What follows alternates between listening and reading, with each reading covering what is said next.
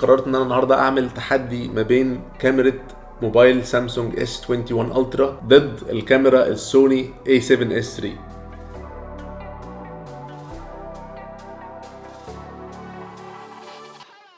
مؤخرا عملت حاجة فظيعة شوية، يعني دفعت رقم جامد. دلوقتي جت اللحظة اللي هنخرم فيها المحفظة. كام عدسة دي؟ 40,000. كاميرا 70. استنى على الشاه بالله. اشتريت الكاميرا الجديدة ايمانا مني بان الواحد احيانا محتاج ان هو يقع شوية عشان يطور من المحتوى بتاعه، فدي بداية ان الواحد ان شاء الله باذن الله الفترة اللي جاية يطلع لكم محتوى احسن شوية. ومن هنا احب اشكر باندا ستور ان هم يعني عملوا معايا واجب وادونا تخفيض في الكاميرا، لان هي صراحة يعني غالية حبتين. ولكن النهاردة انا حابب اكلمكم عن حاجة تانية، وهي قوة كاميرات التليفونات. بالمناسبة دي قررت ان انا النهاردة اعمل تحدي ما بين كاميرا موبايل سامسونج S21 الترا ضد الكاميرا السوني A7S III.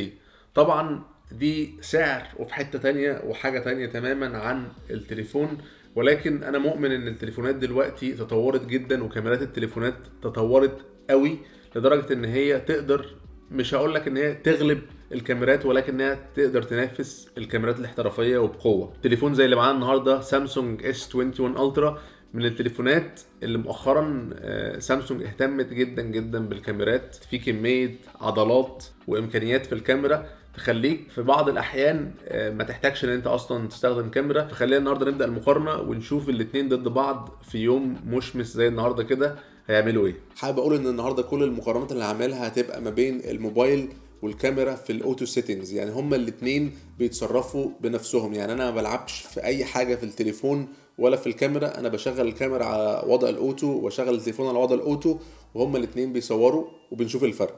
من اكتر الاوقات اللي انا بحس فيها ان التليفون ممكن بيتفوق شوية على الكاميرا هي وقت زي ده دلوقتي.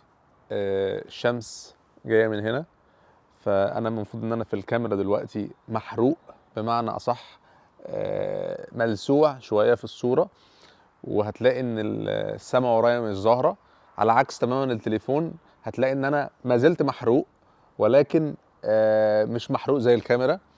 وفي نفس الوقت هتلاقي ان السما اللي ورايا ظاهره زرقاء وباين التفاصيل اللي فيها. وهنا بيتفوق التليفون في حته ان هو بيعالج الصوره افضل بكتير من الكاميرا.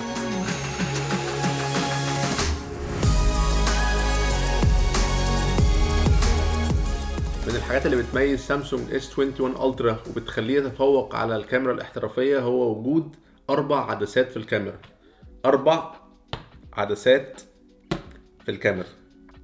معلش انا عندي 3 وفي واحده على الكاميرا دي واحده على الكاميرا دي، فما فيش 4، بس دول 3 عدسات. تخيلوا ان في واحده رابعه هنا. دول بيمثلوا التليفون ده. بمعنى ايه؟ بمعنى ان انا مثلا لو خارج بره واخد معايا الكاميرا هحتاج ان انا اخد ال3 عدسات دول وعدسه زياده 4 عشان اقدر اطلع التنوع اللي موجود في عدسات الموبايل ده. اول عدسه في الموبايل ده وهي العدسه 13 مللي، والعدسه دي عدسه الترا وايد. الالترا وايد اللي هي العدسه اللي بتخليك تشوف المساحه كبيره جدا. يعني مثلا انا لو في اي مكان وعايز اجيب اكبر مساحه في المكان ده ورايا وتبان، فاستخدم العدسه الالترا وايد عشان تديك المساحه كامله. تاني عدسه وهي العدسه 26 مللي، برضو دي عدسه وايد، برضو بتديك مساحة كويسة ولكن مش زي السوبر وايد. تالت عدسة ورابع عدسة هم عدستين زوم. العدسات الزوم دي بتقدر ان هي تجيب الحاجات اللي بعيدة جدا. يعني على سبيل المثال واحد صاحبك يبقى واقف في اخر الشارع وانت واقف في اول الشارع وعايزك تصوره، فعادي جدا هتقدر تصوره بالعدسة الزوم.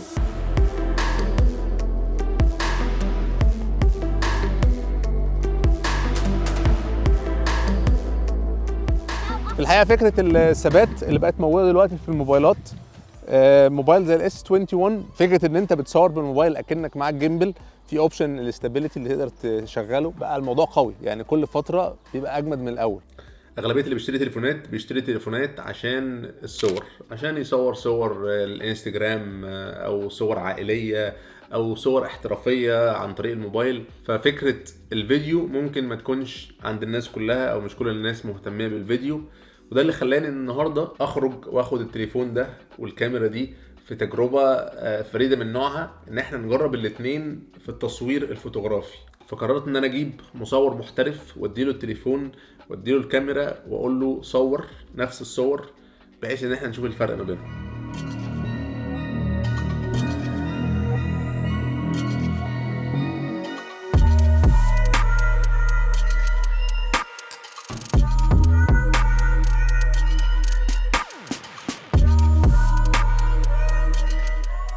طيب خليني الاول اختبركم واعرض عليكم اول 3 صور.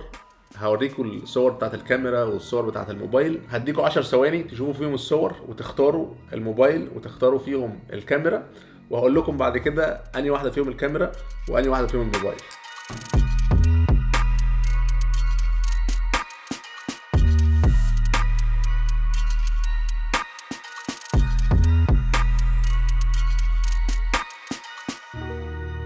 خليني برضو افكركم ان الاتنين بيصوروا اوتو، يعني الكاميرا والموبايل بيصوروا في وضع الاوتو، محدش لاعب في اي حاجه. انا شخصيا اول ما شفت الصور اتفاجئت، واحنا يعني بنصور في نفس المكان كنت كل شويه بيوريني الصور، كنت بتفاجئ يعني ازاي الموبايل بيطلع الصوره دي، ازاي ان الموبايل احيانا كان بيتفوق على الكاميرا في اوضاع كتيره جدا. خليني برضو اوريكم بقيه الصور عشان تاخدوا فكره عامه عن الفرق بين الاتنين.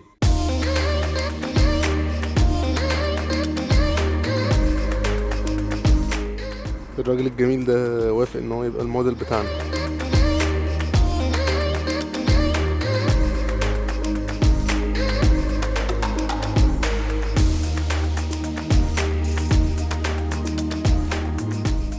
الخلاصة ان الموبايل هيفضل موبايل والكاميرا هتفضل كاميرا، ولكن فكرة ان يبقى عندك موبايل بيأدي الخدمات اللي انت عايزها كلها وفي نفس الوقت قوته بقوة الكاميرا، او مش هقول نفس قوة الكاميرا ولكن قريبة جدا، وفي تطور ان الكاميرات دلوقتي كمان بتتطور اكتر. وانا صراحة اتفاجئت جدا بقوة كاميرا الاس 21 الترا، وغالبا يعني ده موبايلي بقى دلوقتي. فشكرا جدا طبعا لشركة سامسونج مصر ان هم بعتوا لي الموبايل ده عشان نجرب التجربه دي، وفي نفس الوقت هتلاقوني دايما بنزل صور او فيديوهات على الانستجرام بالموبايل ده، عشان لو مش متابعيني فايتكم كتير هتلاقوا اللينك في الديسكريبشن. وبس اشوفكم ان شاء الله الفيديو اللي جاي.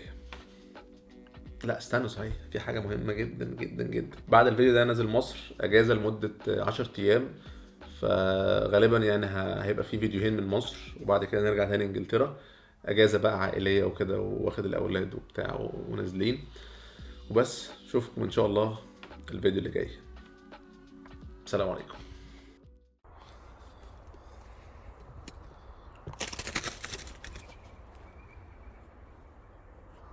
كانت حمامة في الشجرة، خضتيني يا كلبة.